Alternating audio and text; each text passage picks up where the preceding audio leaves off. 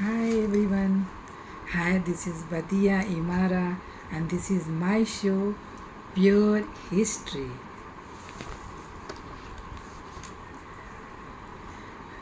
सभी मेरे व्यूवर्स को राम राम, दुआ सलाम, हाय सत श्री अकाल जी। तुसी कैसे हो? इंडिया में सिर्फ ग्रीट करने के ही इतने सारे तरीक़े हैं, इतना सारा, इसीलिए कहा जाता है versatile India, unity in diversity. आज मैं दुनिया का सबसे हॉट स्पाइसी ख़ासकर इंडिया का इम्पोर्टेंट टॉपिक लेने जा रही हूँ कि इंडिया के हिंदुओं को काफिर कहा जाता है। माय गॉड, काफिर कहा जाता है? क्यों कहा जाता है? कैसे कहा जाता है? किसने कहा? तो कुरान में कहा। भाई ये कैसे मालूम आपको? कुरान शरीफ में हिंदुओं को काफिर कहा गया है। काफिर एक गाली है। ये चीज़ें बचपन से मैं सुनती आ रही हूँ अपने दोस्तों से, लोगों से, मोहल्ले में, कि ये काफिर कहा जाता है हिंदुओं को।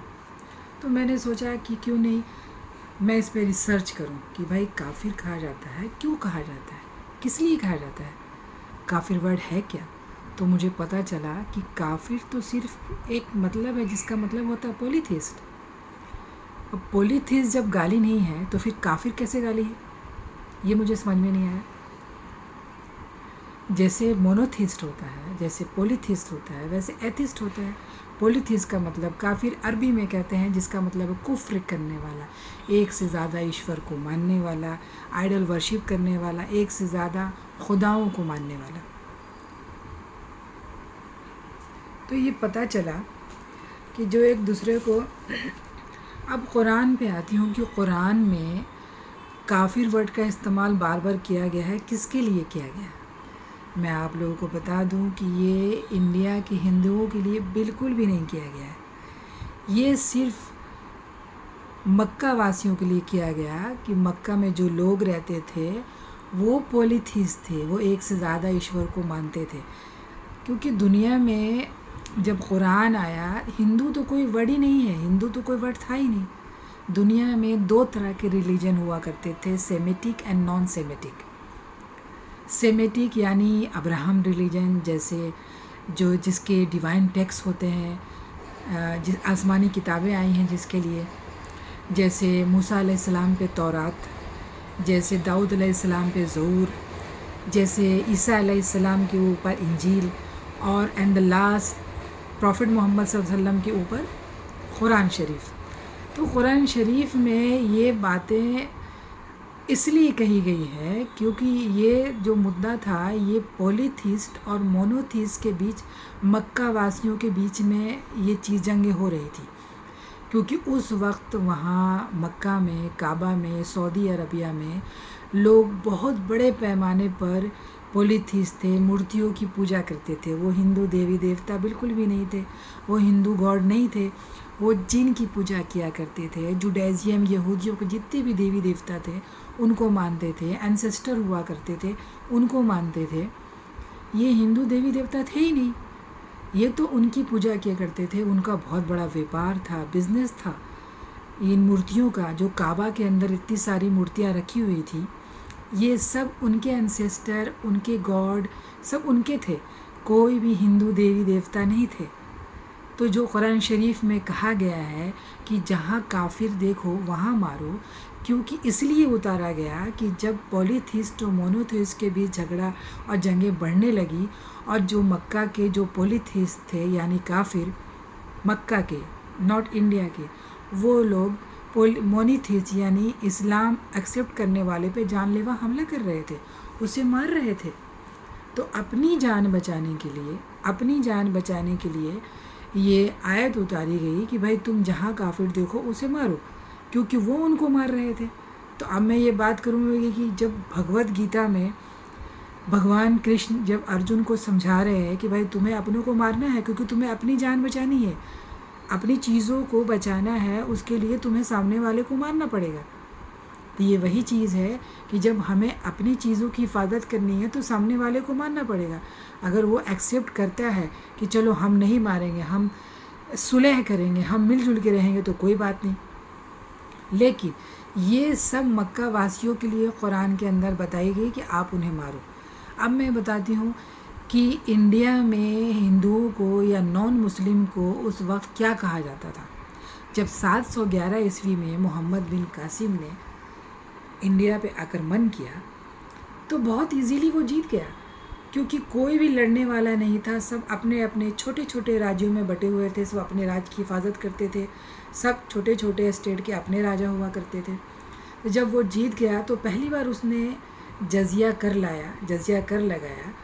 तो उस वक्त सबसे पहले हिंदुओं को नहीं, हिंदुओं ही नहीं, सारे जो नॉन मुस्लिम हैं, बौद्धिस्ट, जैनी, यहूदी, जितने भी रिलीजन थे जो नॉन मुस्लिम थे, उनको उनके ऊपर जो है जजिया कर लगाया गया।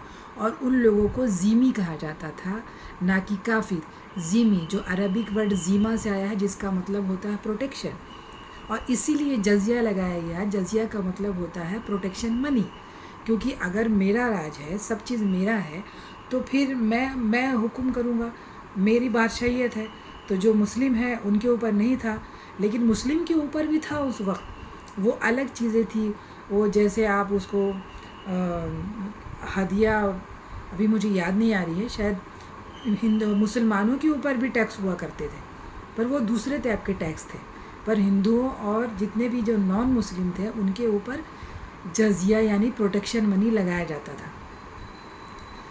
इसी वजह से उन लोगों को ज़ीमी कहा जाता था। और ये शुरुआत मोहम्मद बिन कासिम से हुई और लास्ट मुग़ल बादशाह तक ये ज़ीमी कहा जाता था। किसी भी हिस्ट्री के बुक आप उठा के देख लो जिसके अंदर नॉन मुस्लिम या हिंदुओं को काफिर कहा गया हो, बिल्कुल काफिर नहीं कहा गया, क्योंकि काफिर कोई वर्ड था ही नहीं। तो आखिर काफिर वर्ड आया कहाँ से, किसने इसे इस्तेमाल किया, किसने इसे पोलराइज़ कर दिया कि भाई ये हिंदू काफिर होते हैं। अब मैं आती हूँ, शायद में भी कि अंग्रेज़ों ने कुछ किया हो लड़वाने के लिए लोगों को, या ज़्यादातर फिल्मों में ये दिखाया गया है कि हिंदू काफिर होते हैं। हिंदू कैसे काफिर होते हैं, हिंदू से कोई रिलेशन ही नहीं है। ये तो काफिर वर्ड जो कुरान शरीफ में आया है, ये सिर्फ उनके लिए है जो मक्का वासी थे। मक्का में ये चीज़ें हो रही थी, सऊदी अरब में ये चीज़ें हो रही थी, उनको इंडिया से कोई लेना देना ही नहीं। वो तो उस चीज़ों के लिए उतारा गया। कुरान तो इंसानियत की किताब है, इंसानियत के लिए सबको बताया गया है।